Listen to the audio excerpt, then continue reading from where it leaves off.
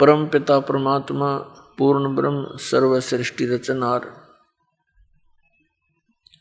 कबीर देव जी, कबीर परमेश्वर जी हम सभी आत्माओं के जनक हैं। ये सर्व सृष्टि रचनहार हैं।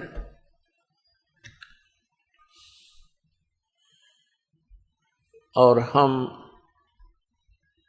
सभी प्राणी जितने भी काल के इस लोक में हम फंसे हुए हैं, ये सभी जीव उसी परमात्मा के अंश हैं। वो हम सब का मालिक है, स्वामी है।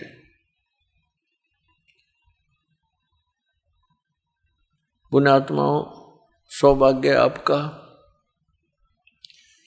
आपका मनुष्य जीवन ऐसे समय में है जिस समय परमात्मा ने इस यथार्थ ज्ञान के प्रचार का आदेश दे दिया। और ये मोक्ष मार्ग है। अब ये मोक्ष समय है। ये वो समय है जिसको हम मोक्ष समय कह सकते हैं। ये कलयुग की बीचली पीढ़ी है। पहली पीढ़ी, प्रथम चरण, जब परमात्मा कबीर देव जी, कबीर साहिब जी काशी में जुलाहे की भूमिका करने आए थे, वो प्रथम चरण था। फिर परमात्मा ने कहा था कि जब बिचली पीढ़ी का समय आएगा तब तक इस मूल ज्ञान को और मूल मंत्र को यानी सतनाम और सारनाम को सार्वजनिक नहीं करना है, गुप्त रखना है। इसका कारण आपको पहले भी बताया। इसका कारण ये था कि काल भगवान ने परमात्मा के ही बच्चों को, उस परमेश्वर के ही बच्चों को मिसगाइड करके अपना स्वार्थ सिद्ध कर रहा है। उनको संत पद देकर, क्योंकि वो पिछले जन्म के पुण्यकर्मी प्राणी होते हैं जो गुरु पद प्राप्त करते हैं। और ये उनकी पूर्व जन्म की भक्ति कमाई को नाश करवाता है गुरु पद पर बैठा के, और दोषी अपराधी बनवाता है परमात्मा के उन भोली आत्माओं को रास्ता गलत बतवा के। अपने आत्मा कोई व्यक्ति कहीं जा रहा हो, राहगीर यानी रास्ते में, और वो किसी व्यक्ति से पूछे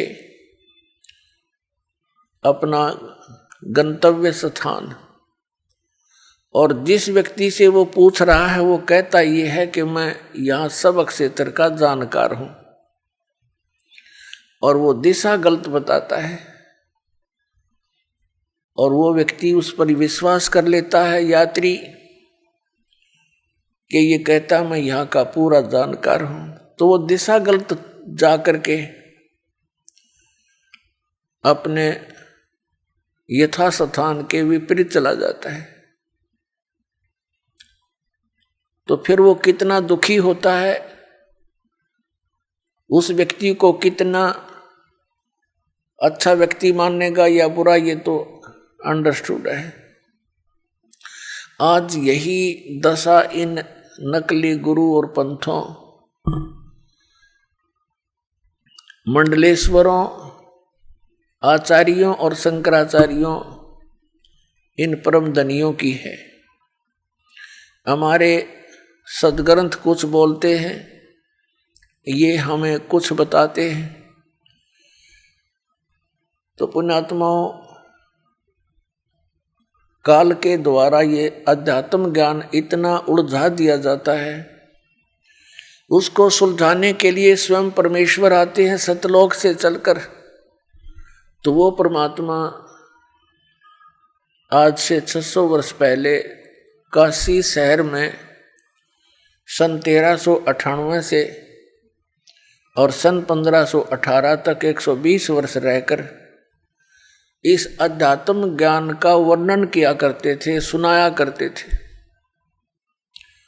लेकिन हम अशिक्षित थे, हमारे पूर्वज अशिक्षित थे, जिस कारण से हम परमात्मा के इस यथार्थ ज्ञान को ग्रहण नहीं कर पाए। क्योंकि हमारे जो धर्म गुरु थे वो संस्कृत भाषा के विद्वान माने जाते थे और वो चारों वेदों को कंठस्थ याद भी रखते थे, जिस कारण से उनको चतुर्वेदी कहा जाता था। जिसने 3 वेदों को कंठस्थ याद कर लिया वो त्रिवेदी कहलाता था। जो 2 वेदों को याद करके कंठस्थ याद करते थे, रखते थे, उनको दिव्यवेदी कहते थे। और उनको उन वेदों का कख नहीं पता, ना पुराणों का ज्ञान हमारे धर्मगुरुओं को। तो उस समय परमात्मा ने अपना परिचय दिया था कि परमात्मा कौन है, कैसा है, वो क्या किया करता है। जो वेदों में वर्णित परमात्मा के गुण हैं उनके अनुसार परमात्मा कबीर जी ही खरे उतरते हैं, जो वेद बताते हैं। अपने आत्माओं, कबीर परमेश्वर जी ने 600 वर्ष पहले आकर के ये ज्ञान दिया था कि तुम यहाँ के रहने वाले नहीं हो, आपका ये निज स्थान नहीं है और यहाँ आप काल के जाल में फंसे हुए हो और आप जन्म और मृत्यु के दीर्घ रोग से ग्रस्त हो। लेकिन हम परमात्मा को पहचान नहीं पाए क्योंकि वो स्वयं आए हुए थे और हम सदग्रंथों से अपरिचित थे, इसलिए हम मार खा गए, हम धोखा खा गए। हम परमात्मा को छोड़कर इन काल के दूतों के बहकावे में आकर हम परमात्मा से दूर हो गए। लेकिन वो दयालु, उन्होंने रहम किया, हमारे को उसमें भक्ति युक्त कर गए, हमें कुछ चार्ज कर गए, जिस कारण से हमें मनुष्य जीवन मिलते आ रहे हैं।